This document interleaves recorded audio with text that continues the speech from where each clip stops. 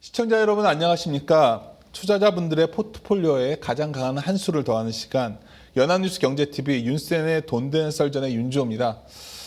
일주일에 제가 한 번씩 애널리스트 모시고서 저도 궁금한 거 여쭤보고 시장에서 궁금해할 만한 것도 제가 좀 미리 준비해서 여쭤보는데 오늘은 특히 기대가 됩니다. 사실 이미석 연구위원님은 미래에셋에 가끔 출연들은 하시지만 유튜브 채널 같은 데 잘 안 나오시는 분이어서 제가 오늘 시청자 여러분 대신해서 이거저거 여쭤보려고 합니다. 네, 미래에셋증권의 이미석 연구원이십니까? 안녕하십니까? 안녕하십니까? 예. 하여튼 나와주셔서 감사드리고요. 제가 여러 경로로 좀 오셨으면 해가지고 요청을 드렸는데 왜 그렇게 제가 좀 만나 뵙고 싶었냐면 투자자분들이 사실 올해 갑자기 기대가 확 높아졌던 종목이 있어요. 네이버 카카오였거든요. 잠시 기대를 했다가 스테이블 코인 때문에 계속 주가가 계속 흘러내리는 느낌이어서 도대체 뭔가 앞으로 AI 어떤 혁명에 한국이 고른다면 이 종목 중에 둘 중에 하나가 아닐까 생각을 했는데 상당히 좀 어려운 국면이에요. 아주 단도직입적으로 여쭤볼게요. 네이버와 카카오 밸류가 매력적이지 않은 건가요? 왜 이렇게 외국인들이 팔죠? 우선 두 회사가 과거를 생각을 해보면 어쨌든 방향성은 좀 같이 늘 움직여 왔었는데 네. 올해는 그 차별화가 좀 많이 되는 모습을 그러니까요. 보이고 있어요. 네이버 같은 경우에는 지금 외국인 매도가 끊임없이 나오고 있는 그런 맞아요. 상황이고 네. 카카오는 그래도 올해 들어와서 굉장히 많이 사들이고 있거든요. 네. 이거의 좀 배경을 생각을 해보면 결국에 외국인들이 봤을 때 이 인터넷이라는 업종은 어쨌든 아직은 성장 업종으로 바라보고 네. 있습니다. 그럼 이 성장 업종에 걸맞는 성장성을 어느 회사가 좀 보여줄 수 있겠느냐, 그 기대감을 불러일으키는가에 따라서 멀티플이 지금 결정이 되고 있는데 카카오 같은 경우는 지금 글로벌에서도 가장 큰 화두라고 할 수 있는 AI, 그 도입에 있어서 가장 앞에 있다라고 일단 국내에서는 평가를 내렸다 보니까 외인 입장에서는 지금 카카오가 준비 중에 있는 AI 에이전트가 가능성이 있어 보인다라고 좀 판단을 한 거고요. 네이버 같은 경우는 이런 AI 측면에서 본다라고 할 때 소버린 AI 국가주도형 전략으로 좀 틀었잖아요. 근데 그런 부분들이 결국 최종 승자가 좀 결정이 1차적으로 나오는 게 27년도 상반기입니다. 그러다 보니까 타임라인이 굉장히 뒤에 있다 보니 벌써부터 기대감을 갖기에는 이르다. 그러면 다른 측면에서 지금 성장성을 가파르게 보여줄 수 있는 부분이 있는가를 살펴봤는데 그런 부분이 지금 보이지가 않다 보니까 네이버에 대해서는 계속 이제 매도를 하고 있는 그런 상황인 거죠.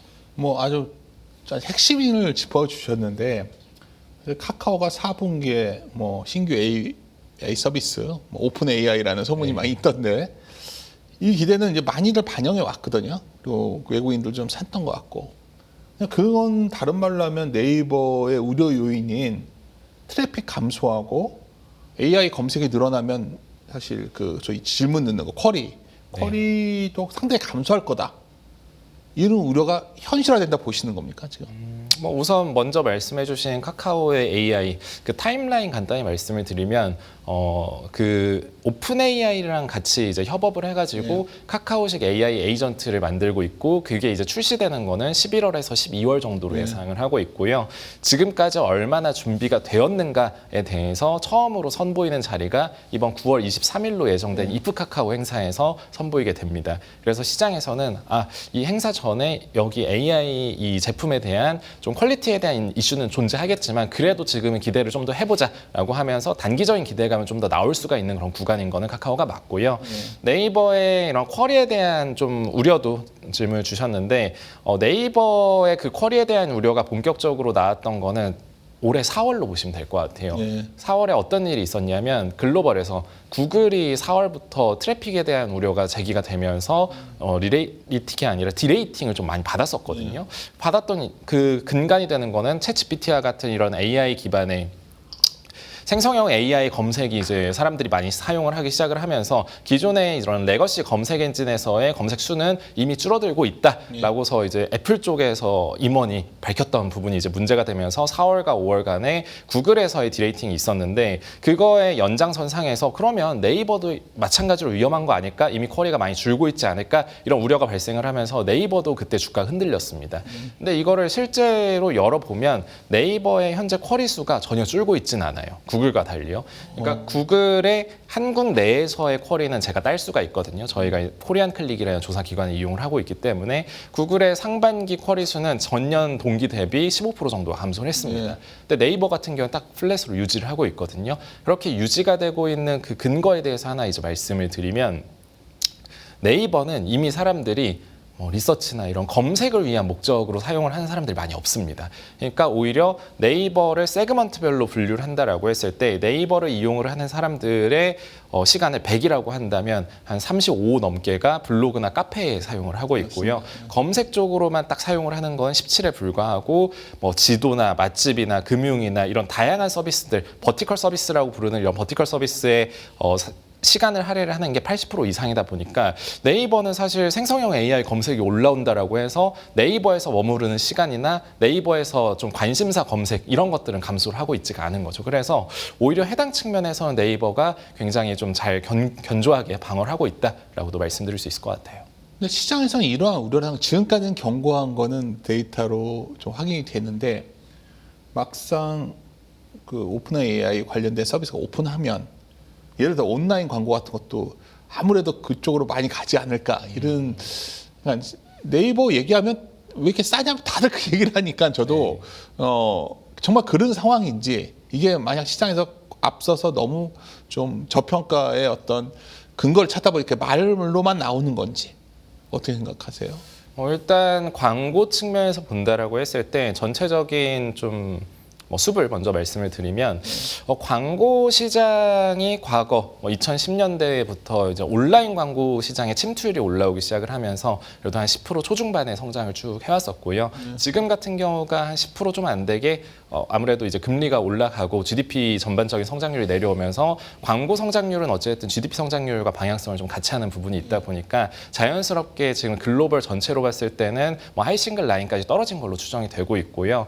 한국 같은 경우는 지금 현재 상반기가 한 4% 정도 성장을 한 것으로 온라인 쪽으로 예상을 하고 있습니다. 그리고 하반기가 그래도 상반기가 좀 상대적으로 좀 어려웠던 이유 중에 하나가 정치적인 불확실성 때문에 광고주들이 광고비를 좀 덜 집행한 요인들이 분명히 있었거든요. 그래서 하반기가 그래도 한 6% 정도 라인으로는 온라인 광고 시장은 좀 올라올 것으로 예상을 하고 있는데 향후에도 이 하이 싱글 라인은 좀 유지를 할 것으로 보고 있어요. 오히려 전 10% 이상까지도 올라올 수 있다라고 좀 다시금 보는 이유는 결국 광고 시장 자체가 조금씩은 성장을 하고 있는데 온라인 광고 시장이 오프라인 광고 시장 대비 아웃퍼폼을 할 수밖에 없는 구조이기 때문이거든요. 온라인 광고 시장이 오프라인보다 계속 아웃퍼폼을 할 수밖에 없는 이유는 결국 광고는 어떻게 누구에게 타겟팅을 잘 하는가가 굉장히 중요한데 오프라인 광고는 사실상 타겟팅의 한계가 너무 명확하죠. 그러나 이제 온라인 광고를 한다라고 했을 때는 어떠한 플랫폼이 해당 플랫폼을 이용하는 사용자들의 그런 정보들을 계속 이제 수치를 할 거잖아요. 수집한 정보를 기반으로 해서 타겟팅을 한다라고 했을 때 타겟팅의 고도화에 따라서 이제 쭉 이제 광고의 이제 효율이 올라오게 되는 것인데 네이버가 지금까지 잘했던 거는 검색 데이터가 다 있다 보니까 이 사람이 어떤 거에 관심을 많이 갖고 있고 일반적으로 사람들이 이거를 검색을 하고 다른 거를 이제 검색을 무엇을 많이 하는지 아니까 그 유관된 광고를 잘 노출시켜 줬던 거죠. 이런 식의 부분들이 잘 되어 왔었는데 방금 말씀해 주신 것처럼 결국 사람들이 좀 더 대화를 챗봇, 그러니까 챗 GPT와 같은 이런 챗봇과 대화를 하고 그 안에서 광고가 노출이 된다라고 했을 때 광고 시장이 이쪽으로 이제 그 온라인 광고 시장이 늘어나는 건 맞지만 이 AI 쪽 광고 시장이 빼앗는 거 아니냐 이 부분에 대해서는 분명히 우려되는 부분이 맞고 이거에 대해서 네이버도 지금 대응을 한다라고 내놓은 게 AI 브리핑이라는 걸 내놨어요. 그래서 네이버의 전체 검색의 한 20% 가까이를 이제 AI 브리핑으로 좀 대체를 하겠다라고 하는데 AI 브리핑을 지금 파일럿으로 도입을 하고 나서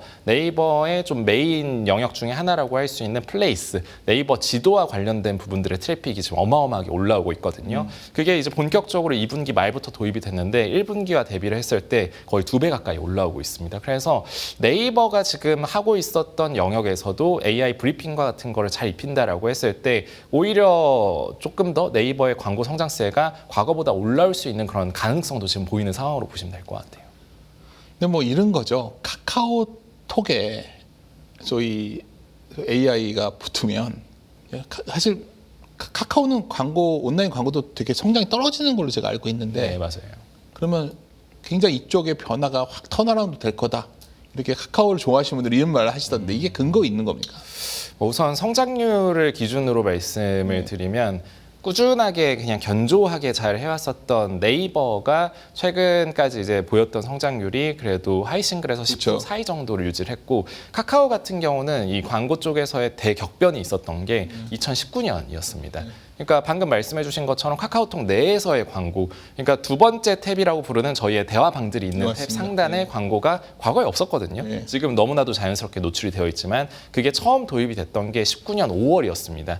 그리고 19년 5월에 도입이 되었고 20년, 21년도까지 비어 있었던 광고 인벤토리가 이제 100으로 차 나가는 그런 과정에 있었고 거기에서도 이제 타겟팅이 좀 더 될 수 있는 만큼 고도화가 되면서 카카오의 이제 광고 성장률이 19년, 20년, 21년에는 30%, 40% 이상이 나왔던 거죠. 그러다가 22년도부터가 급격하게 떨어졌던 거예요. 왜냐하면 기존에 없었던 영역이 이미 인벤토리가 100으로 찼고 제가 앞서 타겟팅이라는 측면을 좀 많이 강조를 드렸는데 카카오는 본질적으로 지금 구조 하에서는 네이버보다 타겟팅의 효율이 떨어질 수밖에 없어요. 그러니까 제가 시장에 쓰는 그런 자료 중에 하나가 네이버랑 카카오의 체류 시간 1분당 광고 매출액이 얼마나 되는가에 대해서 그 추이를 그리거든요.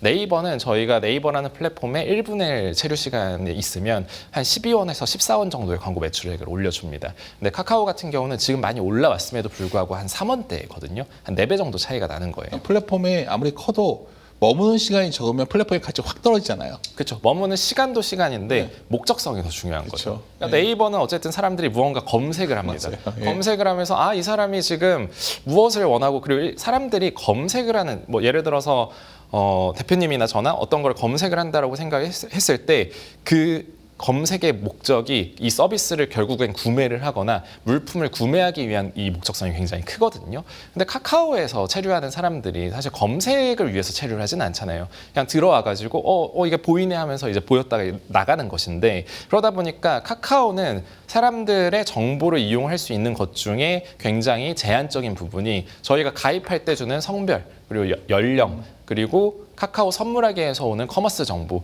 여기에다가 카카오티 이용해서 오는 모빌리티 정보 이 4개를 빼면 거의 없어요. 그래서 한계가 너무나도 명확했던 거죠. 근데 다시 돌아가서 지금 시장이나 아니면 외인들이 이 카카오의 성장성을 다시 한번 광고 쪽을 강하게 올라올 수 있지 않을까 굉장히 기대감을 갖는 포인트 중에 하나가 챗 GPT와 같은 게 만약에 카카오톡 내에 하나의 챗봇 형태로 들어온다면 그러면 그들과의 대화에서 저희가 무엇을 원하는지 당연히 문장 단위의 검색에서 노출을 시킬 것이고 과거의 검색 히스토리에 따라서 이 사람이 누구고 무엇을 원하고 어떤 광고를 노출시켰을 때 굉장히 좋아하겠구나를 알 수가 있는 거잖아요. 그러니까 광고 단가도 어마어마하게 올라올 수 있는 거죠. 그런 부분들을 기대를 하는 겁니다.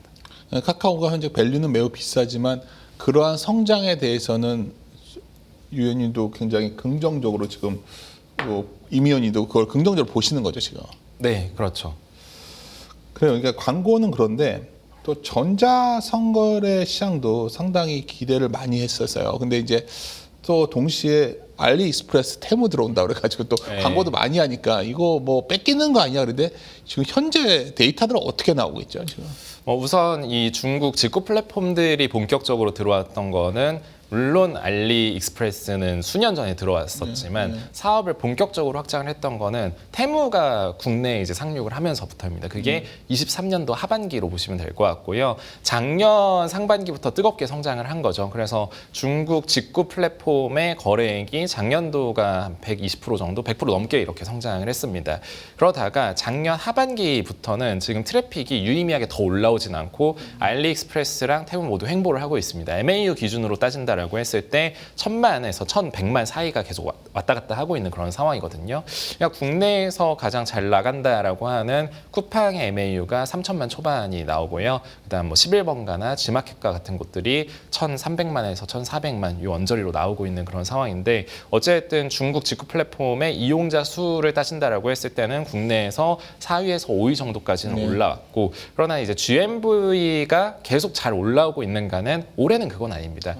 2분기 GMV가 발표가 최근에 되었는데 그게 한 16% 정도로 나왔습니다. YY 성장률로 본다라고 했을 때요. 그래서 중국 직구 플랫폼들이 국내에서 이제 자리를 잘 잡은 거는 맞지만 작년 그 한 해 동안에 C2C 사업자들, 오픈마켓 셀러들을 이미 대체할 부분은 다 대체를 했고 뭐 더 이상의 성장이 가파르게 나오는 그런 상황은 아니어서 사실 실질적으로 막 올해 이후에 국내 이런 커머스 플랫폼들에 있어서 엄청난 위협이 되고 있지는 않고 이제 물론 상황은 달라질 수가 있어요. 만약에 이들이 지금까지 하던 것처럼 막 물류센터를 국내에서 뭐 하고 있었던 건 없었는데 이제 수조 원을 들여서 예를 들어 알리익스프레스가 국내에서도 물류센터를 싹 다 확장을 해가지고 정말 배송 경쟁까지 뭐 나선다라고 한다면 이제 스토리는 좀 달라지긴 하는데 아직은 그럴 가능성이 있다고 하던데 지금. 그 작년 하반기부터 해서 그런 가능성에 대한 좀 논의들이 국내에서 좀 계속 나왔던 것 같기는 해요. 이 알리익스프레스가 어쨌든 이제 국내에서도 지금 대형 업체랑 손을 좀 잡은 부분이 있다 보니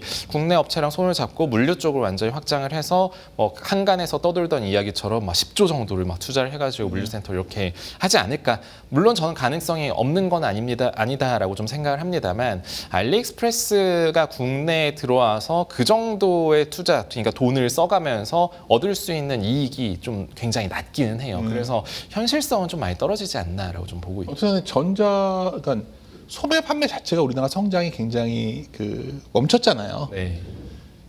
전자상거래도 성장이 강해 보이진 않거든요. 그렇지 않나요? 이 정도면? 이게 전자상거래 시장의 성장률이 이것도 좀 과거 이야기를 해드려야 되는데 2018년도부터 2021년도까지가 국내 이제 전성기였습니다. 그때 데이터를 좀 기억하니까 그때 비하면 되게 낮은데 이게 괜찮다고 하니까 좀 헷갈리더라고요. 예. 그때가 어떤 상황이었냐면 네. 글로벌에서 한국이라는 이 시장이 전자상거래 침투율이 가장 압도적인 1위로 이제 치고 올라갈 때였어요. 그래서 21년까지 봤을 때 기존에 한 10% 후반이었던 게 한 25%까지 이 전자상거래 침투율을 끌어올린 거거든요. 과거에 그러니까 사람들이 이제 소비를 한다라고 했을 때 이제는 한 4분의 1 이상을 이제 온라인에서 사용을 하게 된 거죠. 근데 너무나도 가파른 속도로 코로나를 거치면서 이걸 끌어올렸다 보니까 국내 시장은 이거를 더 올릴 만한 그 룸이 다른 글로벌 대비로는 좀 속도가 떨어질 수밖에 없었던 거죠. 그래서 글로벌은 오히려 지금 잘 올라오고 있는데 그러니까요. 국내는 많이 떨어진 지금 수치가 2022년도부터 이제 급격하게 떨어집니다. 그래서 10% 중반대까지 떨어지고 이제 작년이랑 재작년 같은 경우는 하이싱글에서 올해 같은 경우가 예상이 되는 게 한 5%에서 잘 나오면 한 6% 정도로 좀 예상이 되고 있거든요. 그러나 저는 이렇게 생각을 해요. 올해 이 정도로 떨어지고 작년에 떨어진 거는 그래도 좀 올가닉한 성장률은 아니다라고 좀 생각을 하고 있어요. 왜냐하면 작년 상반기까지는 그래도 10% 초반의 성장률이 나왔습니다. 그러다가 하반기에 3분기에 이제 한 7에서 8%까지 떨어지고 4분기 한 1%까지 떨어졌거든요. 그렇게 떨어졌던 큰 요인 중에 하나가 기억하시겠지만 TMF 사태였었어요. 작년 7월 말에 TMF 사태가 터졌고 그 여파로 결국 TMF 사태가 터졌다라고 해서 사람들이 오프라인 소비로 돌아가는 건 아니거든요. 이 플랫폼에서 다른 플랫폼을 찾고서 소비를 해보고 이 플랫폼이 좋네 하면서 넘어가는 그 시간이 필요했던 건데 그게 이번 상반기까지의 상황이었다라고 보시면 될 것 같아요. 그래서 올해 상반기까지는 지금 성장률이 로우 싱글로 나오고 있는 했지만 7월 데이터가 이제 그저께 발표가 되었거든요. 이렇게 나왔나요? 네. 7월 데이터가 지금 나온 게 7.3%까지 올라왔습니다. 6월이 이제 1.8%였거든요. 작년 말 기준하면 완전 무너지는 느낌을 받았는데 또 회복은 되고 있네요. 그러니까 일단 작년 하반기부터 올해 상반기가 TMF 여파가 너무나도 심하게 있었고 예. 뭐 올해 하반기 같은 경우는 물론 이제 작년 TMF 여파에 따른 기저효과도 이제 깔리는 거를 좀 생각을 해보면 올라오는 것도 맞지만 그래도 8월, 9월을 본다라고 했을 때도 지금 정부에서 소비진자 쿠폰을 7월 말부터 지급을 했잖아요. 그게 이제 13조 원 규모였고 8월까지 얼추 소비는 끝났을 거예요. 물론 그게 이제 온라인에서 소비되는 그 부분은 거의 없지만 가처분 소득이 증가가 됐을 때 온라인 쇼핑 금액도 늘어나는 효과가 한 20% 정도는 이제 낙수 효과가 천천히 일어난다라고 보고 있기 때문에 그 금액을 한 3조 원 정도 생각을 해본다라고 한다면 하반기 GMV의 성장률을 소비진자 쿠폰이 그래도 한 2% 정도는 성장률을 촉진시킬 수 있지 않을까라고 보는 부분도 있어서 지금 하반기 GMV 성장률이 상반기 대비로 봤을 때는 굉장히 올라오는 것처럼 보일 수 있을 거예요. 그러면 네이버 숫자들이 올라오겠는데요? 나쁘지 않죠. 그러니까 네이버 숫자가 네. 올라오겠는데 지금 말씀을 계속 듣다 보니까 광고도 그렇고 다. 그러니까 네이버에 대해서 그래도 제가 중장기적으로 계속 시장에 긍정적으로 말씀드리는 부분 중에 하나가 이 회사가 지금 당장에 막 30% 이상 성장이 나는 그런 성장성이 보이는 신성장 사업부는 좀 안 보이는 게 약점인 건 맞습니다. 그러나 실적은 4분기로 가면 갈수록 긍정적으로 올라오고 이건 내년에도 유지가 될 가능성이 큽니다. 그거는 커머스에서 굉장히 잘 하고 있기 때문에. 라이브 커머스가 정말 성장이 좋더라고요. 라이브 커머스는 국내에서의 성장률이 뭐 지금 10% 전후 하이싱글까지 빠진 상황 속에서도 30% 이상의 고성장을 하고 있는 그러니까요. 영역입니다. 근데 이제 뭐 좋다고 하셨는데 또 네이버 하면 우리 기안84도 있지만 네네. 웹툰이 정말 많이 봤잖아요. 그렇죠. 근데 웹툰 시장도 뭐 상당히 좀 부진해지는데 하도 이제 유튜브 쇼폼들 봐서 그런 거다. 뭐 예를 들어서 뭐 틱톡 봐서 그런 거다 하는데 그러면 웹툰 플랫폼도 상당히 앞으로는 기대를 낮춰야 되는 게 맞나요? 이게 사실 올해 제가 좀 3월에 인덱스 레포트를 굉장히 긴 거를 내면서 거기에서 하나의 이제 제목이자 주제로 잡은 게 도파민 시대의 투자법이라는 도파민. 저의 이제 나름 굉장히 공들인 리포트를 하나 네. 냈어요. 거기에서 앞서 말씀드린 라이브 커머스 그리고 뭐 웹툰 이런 것들을 다 이제 곁들여서 말씀을 드릴 수 있는 부분 중에 하나가 이겁니다. 사람들이 점점점 인내심이 없어지고 있어요. 그러니까 콘텐츠도 숏폼을 다 즐기기 시작을 하고 쇼핑도 더 간소화해서 즐기길 원하고 본인이 이거를 고민을 해가지고 결정을 하기보다는 남의 말을 듣고 아니면 영상을 보면서 빠르게 구매하기를 원하다 보니까 쇼핑의 행위 시간 자체도 이제 떨어지고 있는 거거든요. 그것 때문에 이제 라이브 커머스도 올라오는 거고. 근데 컨텐츠 측면에서 본다라고 했을 때 웹툰이 과거에 쇼폼 역할을 담당을 했었습니다. 그러니까 대중교통이나 아니면 약간 짜투리 여가 시간에서 즐길 수 있는 컨텐츠가 뭐가 있었을까를 했을 때 어떤 방송을 하나 보기에는 너무 길고 뭐 게임을 하기에도 살짝 이제 만만치 않은 부분들이 있다 보니까 한 편에 3분에서 뭐 5분 정도 걸리는 웹툰이나 웹소설을 보면 편하게 즐길 수 있다. 이걸로 고성장을 했던 거거든요. 근데 문제는 2022년도부터 본격적으로 숏폼이 막 인기를 끌게 되면서 웹툰이 상대적으로 롱폼이 돼버린 거예요. 그러다 보니까 소비자들이 이탈이 계속 났던 거죠. 이거 웹툰 손가락으로 넘기는 것도 귀찮은데 예. 그냥 난 영상이나 보겠다. 쇼츠 15초짜리 날 타겟팅을 더 해주는데 이걸 재밌게 보겠다라고 하면서 성장률이 가파르게 떨어졌고 웹툰 역시도 과거에 말씀드렸던 그런 전성기 19년, 20년, 21년도까지는 연간 단위로 봤을 때 30%, 40% 고성장을 하다가 지금은 웹툰의 거래액 기준으로 봤을 때는 한 자릿수로 떨어졌거든요. 그래서 지금 이 웹툰의 거래액이 두 자릿수 이상으로 단기간 내에 성장률 회복이 나올 것이다라고 보고 있지는 않아요. 다만 제가 그래도 4분기에 다시 한번 집중해서 보자라고 하는 그 시장의 포인트 중에 하나가 웹툰이 조금 이제 트렌드를 따라가려는 모습을 보이고 있어요. 그래서 지금 이번 9월 1일자로 딱 시작이 되고 있는 게 있는데 웹툰이 지금까지 쌓인 게 굉장히 많을 거잖아요. 그거를 컷별로 영상화를 시킵니다. 오. 그래서 숏폼을 만드는 거예요. 영상 그래요? 여기에다가 이제 보이스를 입히는 겁니다. 상반기에 틱톡 쪽에서 먼저 마케팅 느낌으로 네이버의 라인망가 쪽이 그걸 집행을 했는데 생각보다 지금 반응이 너무 좋은 거예요. 그래서 신규 유입도 많이 되고 그래서 이번 9월 1일자로 해서 지금 네이버 웹툰의 미국 쪽에 이 숏폼을 시작을 하거든요. 영상 넘기지 않고 그냥 켜놓으면 영상처럼 넘어가는 거예요. 네네네. 상당히 파격적인데요. 그래서 이게 만약에 북미 지역에서 이번 4분기에 트래픽이 올라오는 모습이 유의미하게 보인다라고 한다면 사실 지금까지 웹툰이라는 플랫폼이 그 초반에 나왔을 때는 이러한 BM이 있나라고 하면서 각광을 받은 것 중에 하나가 부분 유료화 모델이에요. 그러니까 최근화까지 거의 다 보고 완전 최신 5화는 유료로 해놓은 거죠. 알고 있습니다. 네, 그래서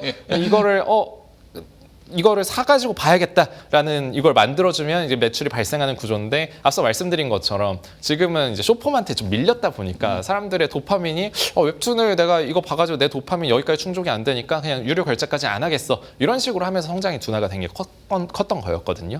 근데 아예 이제 부분 유료화 모델을 좀 내려두고 스트리밍 모델로 바꿔서 광고 BM을 키운다라고 한다면 사실 광고 플랫폼으로서의 성장성이 오히려 좀 커질 수가 있는 거죠. 제가 얼마 전에 나온 8월 14일 코멘트 자료를 봤어요. 약간 다른 거지만 네이버 자회사가 미국 웹툰 엔터테인먼트가 있잖아요. 그 디즈니와의 파트너십 발표를 되게 긍정적으로 보셨던데 그게 어떤 내용이죠? 이제 디즈니라는 플랫폼이 사실 글로벌 전체로 따졌을 때 IP 비즈니스를 가장 잘 해왔고 그렇죠.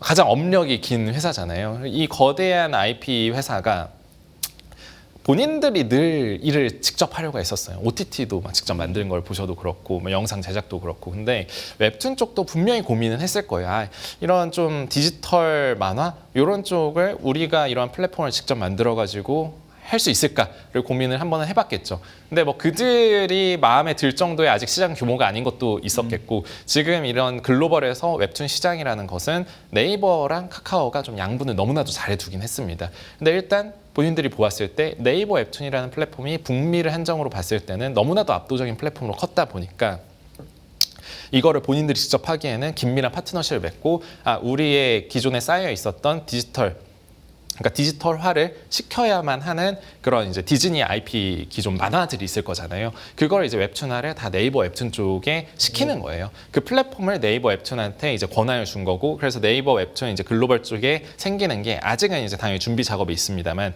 디즈니 전용관이 생겨서 거기에 이제 디즈니의 디지털 만화들과 추가적으로 디즈니 IP를 네이버 웹툰 플랫폼에서 그러니까 작가들이 활용할 수 있는 권한까지 줬습니다. 그래서 새로운 2차, 3차 창작도 이제 할 수 있도록 그 권한을 준 겁니다. 그거 상당히 그로스 나올 것 같은데요? 어마어마한 거죠. 그래서 그거를 왜 이렇게 시장에서 다 이런 거 평가를 안 하죠, 근데? 그거를 발표를 했을 때 예. 웹툰 엔터테인먼트가 작년에 상장을 했잖아요. 웹툰 엔터테인먼트의 주가가 80%가 올랐어요. 네이버 변화가 없었던 것 같아요. 그래서 저는 이거는 엄중하다라고 좀 생각을 해서 시장에 예. 이 긍정적인 거를 좀 미래를 한번 생각을 해보자라고 그때 리포트를 썼던 건데, 당일날 이제 네이버의 주가는 한 1% 정도 좀 반영이 있었죠. 들어보면 들을수록 사실 좀 카카오를 좀 낫다고 보고 있었는데 AI 때문에 들으면 들을수록 네이버가 낫네요. 이거 계속 좋아질 게 앞으로 여러 가지가 있는데요. 보니까. 네이버가 생각보다 그렇게 나쁜 상황은 아니에요. 네. 하도 이거 네이버 오늘 물어보는 게 부정적인 걸 계속 여쭤보려고 그랬는데, 여하튼 그 또 약간 하지만 한참 인기 좋았던 게 아프리카 TV 수비 있거든요. 네. 근데 최근에 이쪽도 성장이 확실히 꺾인 것 같던데 어때 보이세요?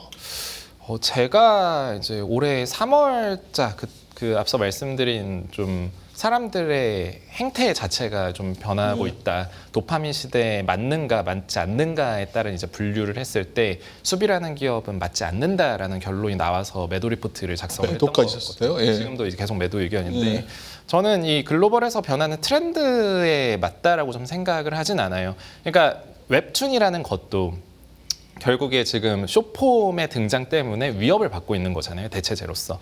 근데 어떻게 생각을 해보면 라이브 스트리밍이라는 거는 과거에 저도 열심히 즐겨보긴 했습니다만 그때는 1시간 이상씩도 봤었습니다.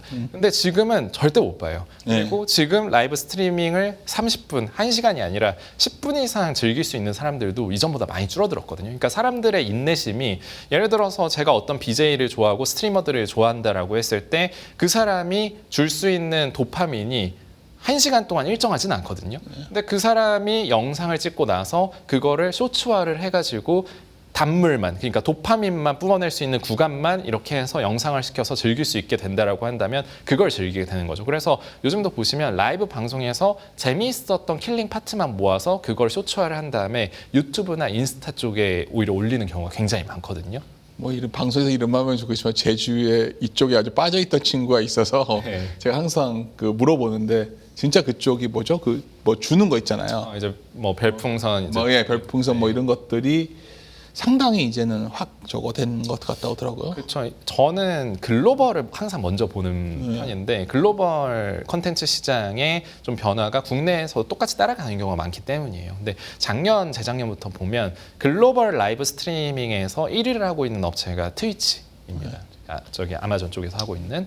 그리고 2위가 아시아 지역에서 최대 좀 사업자라고 할 수 있는 비고라이브라는 티커로는 YY라고 해서 좀 상장이 되어 있는 그런 회사인데, 이 회사들의 성장성이 작년부터 완전히 꺾였어요. 그러니까 MAU가 떨어지기 시작을 하는 거예요. 그래서 아시아에서 최대 사업자인 뭐 비고라이브 자체도 지금 MAU가 꺾이기 시작을 했고 알프도 더 이상 이제 증가 못하는 모습이 작년부터 이미 나타났는데, 숲 같은 경우에 작년에 그래도 앞서 말씀드렸던 별풍선 매출, 숲의 브렉다운 기준으로 따지면 기부경제 선물 매출이라고 표현을 하는데, 기부경제 선물 매출의 YY 성장률이 작년까지 한 20% 후반이 나왔습니다.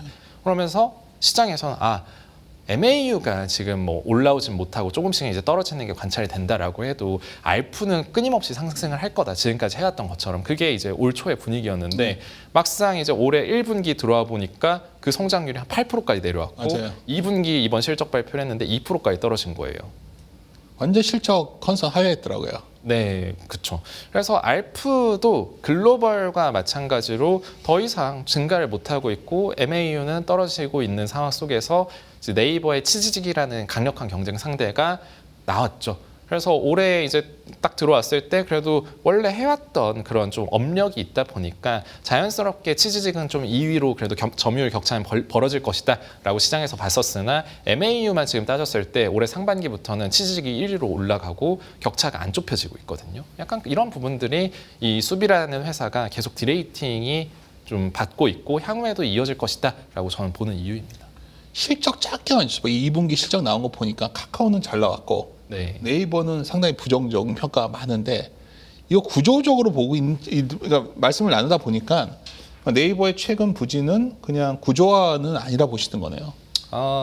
구조화가 아니다라고 완전히 좀 보기는 어려운 게 아무래도 산업 그쵸. 성장률이 다 떨어지는 거는 네. 또 맞다 보니까 그래도 시장에서 우려를 했던 것처럼 일단 작년과 뭐 올 초까지 보였었던 그런 최악은 아니고 이제 어느 정도 업황도 앞서 말씀드린 것처럼 광고 업황이 작년 하반기부터 올해 상반기가 너무 안 좋았었던 게 맞았고 다른 이벤트 때문에 그리고 추가적으로 상거래 역시도 TMF 사태가 터지면서 원래 그래도 한 7에서 한 10% 정도 나와야 되는 시장이 로우싱글까지 빠졌던 거잖아요. 그 정도의 최악의 상황이 이제 지나가면서 네이버가 시장 대비 아웃퍼폼은 잘하고 있으니 오히려 이제 좋아질 부분들을 이제 많이 봅시다라고 좀 말씀을 드리는 것이고 카카오 같은 경우도 아무래도 구조적으로 좀 광고 시장이 지금 쉽지 않아진 그거의 여파를 제대로 이제 맞았었지만 아예 이제 향후에 AI 기반의 이런 광고 시장이 새롭게 이제 형성이 된다라고 했을 때 거기에서 가장 큰 롤을 할 수 있지 않을까 하는 기대감을 갖고 있는 거죠.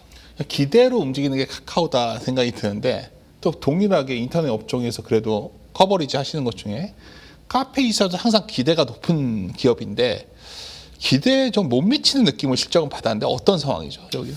이렇게 보시면 될 것 같아요. 국내에 이제 많이는 남지 않았지만 정말 3년 뒤, 5년 뒤에 대한 꿈을 꾸면서 움직이는 그런 주식들이 있잖아요. 그런 꿈이 멀티플에 녹아들고.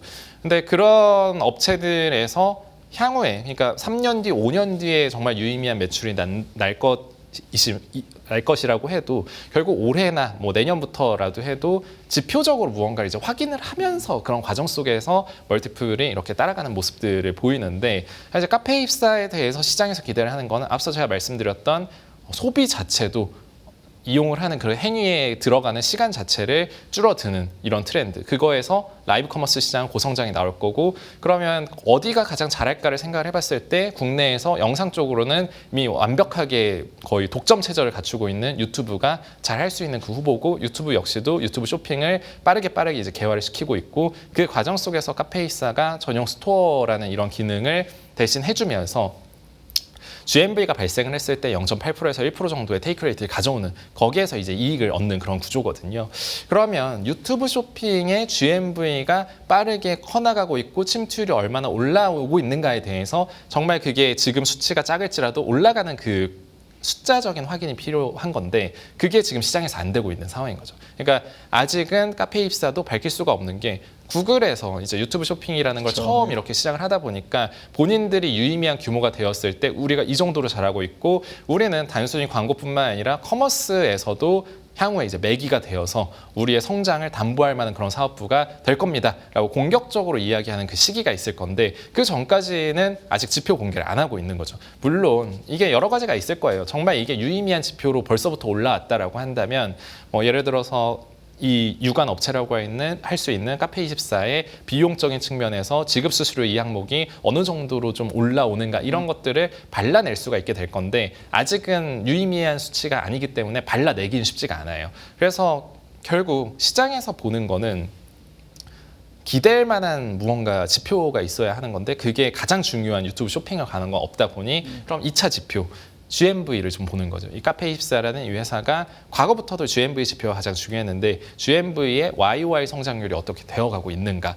그러면 작년도 하반기에 카페24의 주가가 굉장히 좋아지고 멀티플도 확 올라왔었던 거에 배경이 됐던 이유 중에 하나가 시장 성장률을 작년 하반기부터 확실하게 아웃퍼폼을 하기 시작을 했습니다. 그래서 그 아웃퍼폼의 정도가 거의 6%를 넘어서 막 8%까지 막 이런 식으로 이제 올라가는 그런 상황이었고 절대적인 GMV 성장률 역시도 막 10%대 막 중반 가까이 이렇게 좀 나오면서 유지가 되었었던 것인데 올해 이제 상반기 들어오면서 앞서 말씀드렸잖아요. 작년도 하반기에서 올해 상반기까지가 국내 전자상거래 시장이 확 꺾였다고요. 그러니까. 로우 싱글까지 딱 내려왔다 보니까 카페24가 시장 대비 한 4에서 6% 정도 아웃퍼폼을 하더라도 한 8% 성장률이 나오는 거예요. 그러니까 뭔가 미래에 대한 꿈을 꾸는 기업인데 그래도 10% 성장률도 안 나오는 거는 그렇죠. 성장에 대해서 사실 그래서 인정하기가 쉽지 않죠. 그러면 시장 대비로 잘 하고 있는 건 맞는데 뭔가 시장에서 다시금 이제 두근거림을 유지하기 위한 그 정도의 지표까지는 좀 대외적으로도 그렇고 이 회사의 GMV 지표도 좀 그랬던 거죠. 상반기까지가. 근데 하반기는 지금 시장 성장률이 다시금 올라오고 있다 보니까 다시금 기대감을 가져볼 만한 그런 구간으로 보고 있는 거죠. 그래도 한 1, 2년 전부터 카페이사 구글과 이렇게 소위 비즈니스 파트너가 되는 과정에 대한 기대 수준이 매우 높았잖아요. 그쵸. 근데 이제는 뭔가 좀 더 요구하는 느낌이 강한데 그냥 개인적으로 궁금한 건데 그 구글이 항상 카페이사가 대안이 되는 건가요? 다른 대안을 찾을 수는 없는 건가요? 다른 대안을 찾을 수가 없는 건 아니죠. 그러니까 불가능하지는 않고요. 근데 이미 그 대안을 찾는 그 시기가 지났죠. 그러니까 어떤 의미냐면 네. 글로벌도 이미 다 유튜브 쇼핑을 하고 있잖아요. 네. 근데 글로벌에서는 어떨까를 보시면 될 것 같아요. 근데 네. 글로벌에서는 물론 한 업체한테 다 맡기는 건 아니지만 예를 들어서 서구권이나 가장 이제 대표적으로 이 카페24의 롤을 하고 있는 게 쇼피파이가 하고 있고 뭐 동남아나 이런 지역은 C와도 이제 연합을 많이 하고 있고요. 그러니까 어떠한 이제 로컬 영역에서 들어가가지고 사업을 한다라고 했을 때 그 해당 영역에서 이미 잘 하고 있고 셀러들을 많이 보유한 그런 업체들과 손을 잡게 되거든요. 그럼 국내로 친다라고 한다면 사실 여기가 정말 둘이 손이 잡았다라고 하면 파급력이 컸을 수가 있는 게 네이버 쇼핑이죠. 예. 네이버가 워낙에 국내에서 그쵸. 이런 C2C, 특히 C2C 셀러들, 물론 이 쿠팡이 B2C 단에서 압도적이다 보니까 국내에서 지금 전체 GMV 내에서는 한 20% 중반 정도의 점유율을 보이는 가장 최대 업체인 건 맞지만 C2C는 네이버가 압도적이거든요. 그래서 만약에 네이버랑 유튜브가 손을 잡고 했다라고 한다면 카페24한테 기회가 없었을 수도 있겠죠. 그러나 카페24가 되었던 이유 중에 하나는 네이버가 국내에서 아직까지는 라이브 쇼핑, 라이브 커머스 1위입니다. 그러니까 나중에 이제 시장이 흘러서 간다라고 했을 때 네이버는 유튜브랑 시장을 양분을 할 업체이고 굳이 이제 손을 잡을 업체인 건 아니죠. 경쟁자 이 이슈가 있다 보니까. 그래서 이제 카페24가 셀러들을 보유한 게 워낙에 많다 보니까 자연스럽게 손을 잡았고 카페24 네이버를 제외한 또 다른 대안은 없어요. 그 인터넷을 좀 생각보다 길게 다뤘는데 제가 궁금한 게 많다 보니까 그랬고요. 또 하나 우리 저희 굉장히 강력하게 좀 또 커버하시는 것 중에 게임 업종이 있거든요. 제가 좀 인상적이었던 게 원래 애널리스트가 밸류에이션을 새로운 걸 도입한다는 건 상당한 용기가 필요하거든요. 시장에서 이거에 대해서 어떻게 뭐 판단할지도 헷갈리는 수도 있고. 근데 이제 어떻게 6월 9일 날 자료가 소위 새로운 밸류에이션, PGR 멀티플의 고안. 되게 사실 게임 업종 갖고 하신 거더라고요. 네, 맞아요. 제가 이유는 알겠어요. 하도 게임이 막 진짜 펄어비스 같은 거 봐도 그렇고 막 좀 신작에 따라서 너무 변하니까 이 좀 방법론을 바꾸자는 생각을 하셨던 것 같은데 이게 개념이 뭔지 잠깐 설명해 주실 수 있을까요? 네, 뭐 일단 배경에 대해서 말씀을 드려야 될 것 같아요. 네. 말씀해 주신 것처럼 새로운 밸류에이션 방식을 도입한다라는 게 향후에 이제 설득을 해야 될 사람도 이제 워낙에 많고 그쵸. 뭐 결함도 있을 것이고 하지만 뭐 저는 이거를 이제 계속 보완을 해나가면서 하나의 방법론을 이제 만들어 나갈 생각이고요. 가장 큰 배경이 되는 거는 예를 들어서 게임 업종은 사실 밸류에이션 방식이라는 게 쓰이는 게 그나마 있는 게 이제 포워드 P를 갖고 와가지고 맞아요. 거기에다가 멀티플을 몇 배를 줍니다라는 식의 밸류에이션 방식이 시장의 99%입니다. 예를 들어 한참 상반기 크래프톤 논쟁 벌어졌을 때도 밸류에이션 하나 그려놓으면 꼭지에 찼다 이러면 그만이고 좀 단순하죠. 예. 근데 제가 동료 애널리스트 포함해서 전 업종을 살펴보더라도 이 정도로 밸류에이션 툴이 좀 의미가 없는 업종이 없어요. 그러니까 어떤 의미냐면 왜냐하면 이제 신작에 대한 가정치를 얼마를 두느냐에 맞아요. 따라서 내년도에 밸류에이션이 20배가 될 수도 있고 10배가 될 수도 있고 5배가 될 수도 있는 거예요. 그리고 해외 쪽은 이야기가 좀 다른 것 중에 하나가 그 해외는 이미 돈을 잘 벌고 있는 게임사들이 굉장히 많고 히트레이쇼도 좀 높다 보니까 신작에 대한 얼마나 성공을 잘 거둘 것인지에 대한 견적도 잘 나올 뿐더러 이게 흥행을 못한다라고 해도 밸류에이션이 막 어마어마하게 흔들리지는 않습니다. 그러니까 내년도에 대해서 잡아야 될 부분 중에 하나가요. 근데 국내는 지금 유의미한 이익 규모를 내고 있는 회사가 크래프톤, 네. 그리고 네오이즈, 네. 그리고 올해 이제 아예 반등에 성공한 넷마블, 네. 그리고 이제 상장을 한 시프터 이 정도밖에 없는 거예요. 그 정도만 보죠 보통. 그래서 예. 근데 이제 플레이들은 어쨌든 나머지 회사들, 뭐 NC도 그렇고 다 하고 있잖아요. 네.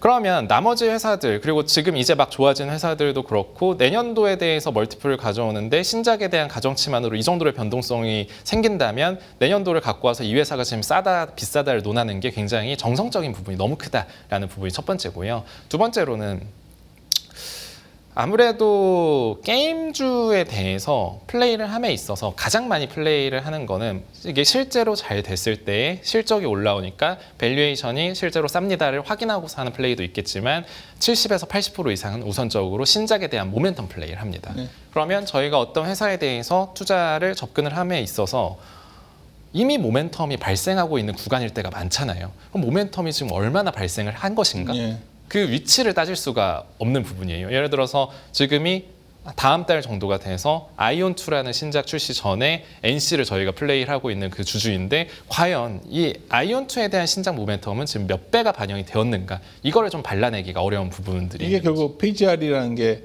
현재 발생하고 있는 IP 매출액의 멀티플을 보자는 거죠. 그렇죠. 현재 발생하고 있는 IP 매출. 근데 그거를 보수적으로 보자라는 의미에서 예. 히스토리컬, 그러니까 최근 12개월 게임 매출을 다 그렇죠. 끌고 오는 겁니다. 그러면 결국 히스토리컬하게 이제 볼 수가 있게 되는 거고 지금 이 회사의 저는 게임사에 대한 본질적인 경쟁력이 무엇인가를 생각을 해보면 어쨌든 가장 큰 거는 뭐 내재적인 가치 다 있겠지만 현재 게임 매출이 얼마가 나오고 있느냐가 가장 크다라고 생각을 해요. 네. 그러면 이제 싸다 비싸다를 다 비교가 이제 가능해지는 거죠.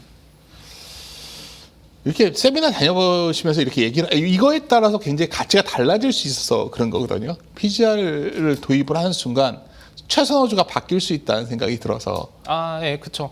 근데 그것도 바뀌지만 저는 국내 게임 업종 내에서 플레이를 함에 있어서 지금 한국 게임 업종이 예를 들어서 글로벌에서 가장 잘 나가고 있고 경쟁력이 계속 이제 올라오고 있는 그런 업종이라고 한다면 그냥 PR만 썼을 거예요. 왜냐하면 히트레이쇼 견적도 잘 나오고 글로벌에서도 잘 해나가고 있으니까. 근데 국내 게임 업종을 지금 함에 있어서 게임사들의 히트레이쇼도 안 좋고 잘 안 되는 경우가 많다 보니까 지금 지배하게 된 현상 중에 하나가 예를 들어 5년 전이랑 지금이랑 가장 다른 것 중에 하나는 투자자들이 베팅을 하지 않습니다. 신작 출시 이후까지요. 그쵸. 다 그 전에 나옵니다. 모멘텀 플레이만 쭉 하는 거예요. 근데 이런 모멘텀 플레이만 하는 게 기업들의 뭐 결코 좋은 것도 아니고 뭐 장기 성장성이 진짜 나오는 기업이라고 한다면 따라갈 수가 없는 부분이거든요. 그래서 이런 부분들을 결국 시장이 글로벌 대비 국내 게임주들이 이렇게 좀 어려운 부분이 있다라고 한다면 결국 전 또 하나의 투자 포인트로 삼는 게 락바텀 플레이를 투자 포인트로 삼거든요. 근데 올해도 작년 하반기부터 올해 상반기까지 본다라고 했을 때 바닥을 더 이상 떨어질 수 없는 부분까지 떨어졌다라는 그 판단을 락바텀을 딱 잡고서 그래도 좀 실적단의 반등의 포인트나 이런 부분들을 잘 잡았을 때 업사이드를 볼 수 있는 기업들이 굉장히 많았습니다. 예를 들어 네오이즈도 그랬고요. 이런 플레이를 함에 있어서 락바텀은 그럼 어디에서 형성이 되어야 하는가를 가장 잘 표출할 수가 있는 게 이 회사가 지금 1년 동안 벌어들인 그 매출 기반으로 한다라고 하면 그 락바텀이 형성이 딱 됩니다. PGR 대비 할인 정도로 놓고서 종목을 찾자 이 말씀인 거죠. 그렇죠. 예를 들어서 국내에 지금 상장되어 있는 게임사들을 다 이렇게 두고 최근 이제 10년간의 PGR을 딱 그려보면 절대적인 락바텀도 일단 나오거든요. 절대적인 락바텀이 딱 1배가 나와요.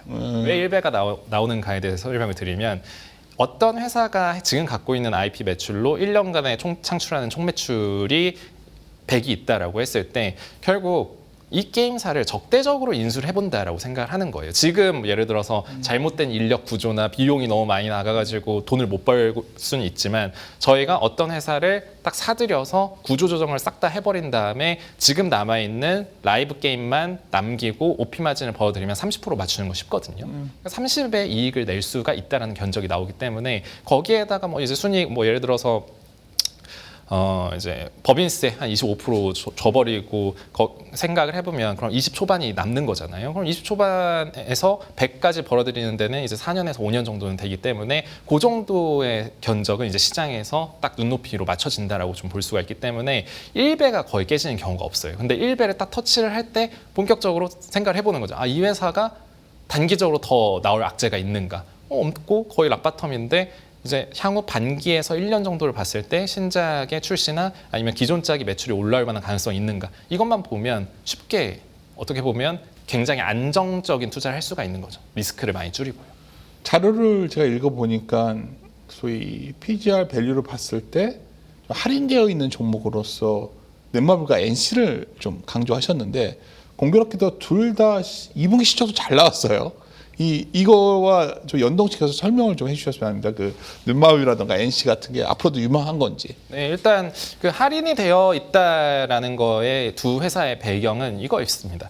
2021년도까지는 두 회사 모두 지금 대비 30% 이상 거의 2배 가까이 높은 그 시기도 2020년도에도 있었고 쭉 있었습니다. 그러다가 지금 떨어지게 된 이유 중에 하나가 결국은 MMORPG 위주의 회사들이었었고 그 MMORPG의 시장 자체가 21년도를 고점으로 해서 22년도부터 역성장이 나오기 시작을 했어요.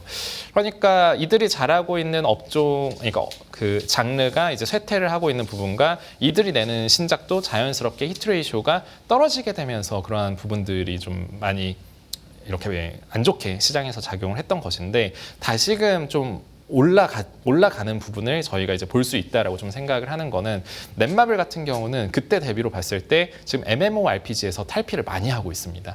굉장히 다변화된 장르에서 히트레이쇼가 이미 작년도 하반기부터가 쭉 올라오는 모습이 보이고 있기 때문에 과거보다 지금 장르적인 다양성이 올라왔고 히트레이쇼가 올라왔는데 이 회사의 PGR은 여전히 낮은 수준에 멈추어 있으니 조금 더 높게 보고 가자라고 말씀을 드리는 거고 이 회사는 굳이 제가 PGR 밸류에이션을 쓰지 않더라도 이미 이제 유의미한 이익 규모에 도달을 했기 때문에 PR로만 보더라도 내년도 기준으로 지금 한 14배, 15배까지 떨어졌거든요. 여기에 신작에 대해서 아직 공개하지 않은 것들을 붙인다라고 한다면 14배 언더까지도 볼 수 있는 건데 그러면 너무나도 내년도 기준으로 봤을 때 매력적인 거죠.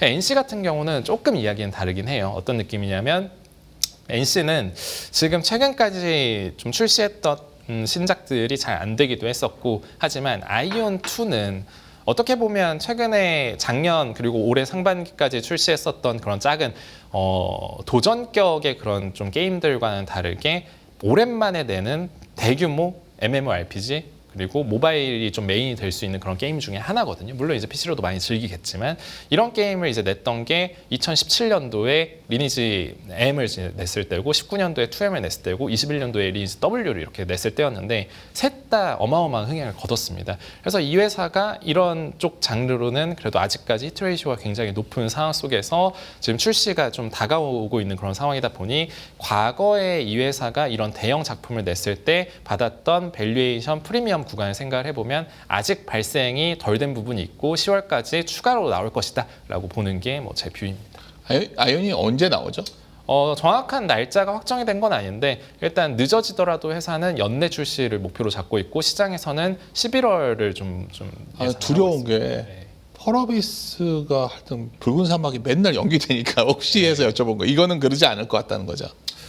그렇죠. 왜냐하면 NC 같은 경우가 물론 이제 과거에 연기 케이스가 없었던 건 아닙니다만 그렇게 막 연기를 밥 먹듯이 하는 경우는 없었습니다. 그리고 이번 같은 경우는 조금 더 믿어도 되는 부분 중에 하나가 이제 NC가 1분기 실적 발표를 하고 나서 주가가 그때부터 굉장히 흐름이 괜찮았거든요. 시장에서도 좋게 보는 여론들이 많이 생겼고 그 이유 중에 하나가 NC가 거의 한 10년 만에 다시 거의 처음으로 가이던스를 발표를 했어요. 그러니까 내년도에 대한 탑라인 가이던스를 갑자기 준 거예요.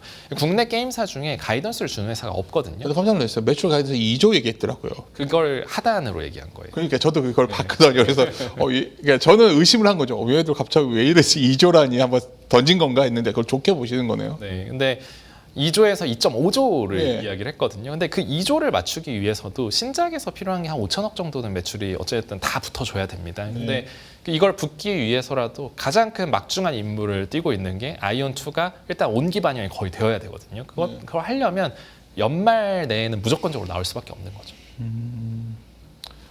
사실 게임주 하면은 상반기 내내 뭐 크래프톤 혼자에 대한 사람들이 뭐 논란이 있었는데 2분기 시작은 안 좋았지만 하여튼 뭐 여러 계절성 감안하면 3분기는 좋아질 것 같은데 임 의원님 보시기에는 신작 모멘텀이 없어서 그런지 그렇게 긍정적이지 않으신 것 같은데 어떻게 보시는 거죠? 크래프톤에 대해서는. 네, 뭐 제가 이제 크래프톤을 과거에 2023년도 하반기부터 해서 작년 이제 하반기 그리고 연초까지는 굉장히 강하게 밀었던 기억이 알고 있어요. 있습니다. 네. 그때 포인트는 향후에 이제 매출도 좋아질 부분, 그러니까 알프가 올라갈 부분도 당연히 보이긴 합니다만 Q가 계속 올라오고 있다가 가장 큰 포인트였거든요. 그러니까 그럼 이번 지금 현재 상황을 분석을 함에 있어서 3분기가 실적 측면에서는 올라오는 분기인 건 맞아요. 왜냐하면 여름방학이나 이런 것도 예. 있다 보니까 당연히 가장 성수기이고 작년과 다른 점은 예를 들어서 대형 IP 콜라보, 작년에 뉴진스 콜라보를 5월에 했었고 올해 같은 경우는 그게 2분기가 아니라 7월에 시작을 했거든요. 에스파. 네, 에스파 콜라보가요. 그래서 3분기에 다 들어오게 되고요. 그러니까 작년이랑은 좀 뭔가 이제 아예 타임라인이 다르죠. 여기에 더해서 8월에 부가티 이제 슈퍼카 콜라보가 있었고 그리고 화평정형 이제 그 중국 쪽 모바일 쪽 같은 경우는 7월 말에 이제 포르쉐 콜라보가 있었다 보니까 이런 콜라보 효과들 때문에 매출이 쫙 올라오는 거는 8월까지 관찰이 됐습니다. 그래서 3분기 실적이 좋은 건 맞는데 여기에서 공격적으로 이 회사에 대해서 가져가기 위해서는 작년과 같은 이상적인 흐름이 좀 있어야 된다라고 보는 거죠. Q가 올라와야 된다. 근데 지금 8월 이후에 Q의 흐름이 그 정도로 좋은 상황은 아니거든요. 계속 올라오고 있다거나 물론 올라올 만한 그 가능성이 없는 거는 아니겠지만 지금 현재 발생시키고 있는 Q의 흐름만 두고 보았을 때는 뭐 이 회사의 지금 3분기 실적이 좋으니까 4분기랑 내년도의 실적까지 추정치를 이제 확 올리면서 강하게 가져가야 됩니다라고까지 좀 강력하게 탑픽으로 좀 말씀드리기에는 살짝 아쉬운 게 Q의 흐름이다 정도로 말씀드릴 수 있을 것 같아요. 좋게 보시는데 그냥 그 정도 아쉽다 정도로 이해하시면 될까요? 네, Q가 근데 이제 Q의 상황에 따라서 좀 달라질 것 같아요. 이게 현상 유지하면 그래도 이제 매출 올라오고 이런 것 때문에 싸기 때문에 괜찮은데 이게 만약에 4분기로 가면서 경쟁작들이 확 나와가지고 이제 못 버티는 모습을 보인다라고 하면 당연히 쉽지 않아질 것이고 그래도 그런 것들을 다 이겨내고 예를 들어서 크래프톤의 상반기 이제 주요 포인트 중에 하나가 여름에 UGC라고 해서 스타로 치면 유즈맵 업데이트를 이제 시작을 했거든요. 거기에서 유저들이 만드는 그 권한들을 많이 줬어요. 근데 아직은 이게 재미난 맵들이 엄청 막 쏟아지거나 막 그런 상태는 아니어서 Q가 못 올라오고 있는데 킬러 맵들이 막 나오면서 Q가 늘어나는 걸 보여준다라고 한다면 오히려 리레이팅까지 같이 가능하겠죠. 근데 크래프톤도 단일 게임의 한계를 참 못 벗어나는 느낌이어서 다른 것 뭐 네. 인조이도 되게 기대가 높았는데 뭐 그 정도는 아닌 것 같다는 생각이 드는데 예. 시프트업 좋아하시는 분들 되게 많거든요. 네. 근데 좀 이게 그냥 단일 IP라는 단점인데 좀 벗어난단 말이 있는데 어떤 거죠? 시프트업 같은 경우는 일단 이 회사의 가장 이제 큰 매출원은 니케라는 미소녀 수집형 RPG 게임이고요.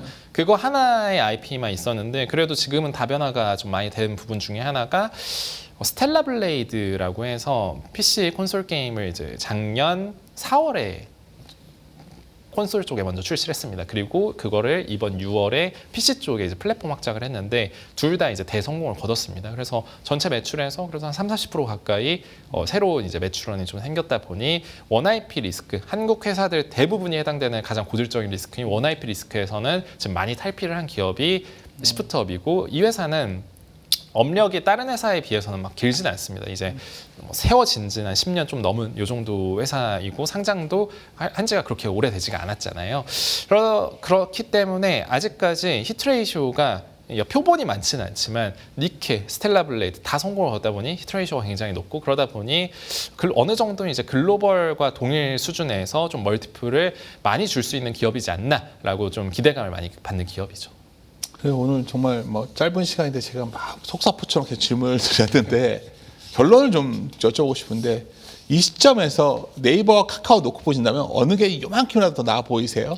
저는 계속 탑픽을 어찌 됐든 미우나 고우나 네이버가 저는 네이버의 밸류에이션 매력도가 일단 가장 크게 와닿고 왜냐하면 결국은 신작 뭐 예를 들어 게임이면 신작이고 인터넷이면 신사업부라고 할 수 있는 AI나 뭐 커머스나 이런 좀 다양한 영역들이 있겠습니다만 시장에서 이미 좀 성공을 많이 가정을 하는 경우들이 많거든요. 그런 가정이 들어간다라고 한다면 어쨌든 실제로 나왔을 때 그 성과가 그 기대치를 뛰어넘는 건 굉장히 어려운 일이고 거기에서 나올 주가적인 조정이 굉장히 클 것인데 밸류에이션 매력도가 이미 있는 경우는 그 리스크는 일단 차치하고 갈 수가 있는 거고 이미 시장의 기대치가 지금 많이 낮아진 네이버 같은 경우는 앞서 말씀드린 것처럼 실적에서의 뭐 4분기로 가면서 서프라이즈 가능성도 존재를 할 거고 여기에 더해서 뭐 콘텐츠나 아니면 뭐 스테이블 코인이나 이쪽에서도 새로운 이야기가 나올 만한 그런 여지가 충분하다라고 보이기 때문에 네이버를 여전히 저는 뭐 적어도 반기 이상의 좀 탑픽으로 말씀을 드리나 뭐 카카오 같은 경우가 단기적인 모멘텀은 당연히 더 셀 수 있을 것 같아요. 왜냐하면 9월 일단 말에 예정되어 있는 그 행사에서 드디어 모두가 바라는 그 AI 에이전트에 대한 이제 본격적인 출시를 좀 예고를 하다 보니까 단기적인 모멘텀은 카카오가 그 행사 전까지 강하게 나올 수 있다라고 좀 생각을 하고 있습니다. 둘이 아마 앞서거니 뒤서거니 할 수 있겠다는 생각 드네요. 네, 그렇죠. 예, 오늘 제일 궁금했던 건 네이버냐 카카오냐 많은 분들이 궁금해 하시는데 사실 둘 다 지금 부진하거든요. 그래서 어떻게 보면 좀 많은 아이디어를 얻지 않으셨을까 생각을 합니다. 오늘 윤생의 돈되는 사자 마칠 시간입니다. 오늘 좀 모셔가지고 정말 두서없이 제가 여쭤봤는데 오늘 어떠셨나요? 예. 오랜만에 뭔가 저도 과거 한 4년, 5년 전과 지금의 업종의 차이랑 좀 멀티플도 좀 어떻게 주어야 되는가 고민을 좀 많이 할 수 있는 그런 시간이었던 것 같아서 너무 좋았습니다. 예, 하여튼 뭐 다음에도 한번 좀 시간이 지나고 나서 저는 내년에 좀 뭐 이쪽의 변화, 어차피 성장 산업이 이쪽에 있기 때문에 변화가 생긴다고 봤을 때, 그럼 우리나라도 투자에 나선다고 했을 때 네이버와 카카오에 대한 분석 없이는 포트폴리오가 안 될 것이다 저는 생각합니다. 그래서 다음에 찾아뵙기를 또 바라면서 마무리 짓도록 하겠습니다. 네, 저는 다음 주에도 돈 된 이야기로 다시 찾아뵙겠습니다. 시청해 주셔서 감사합니다.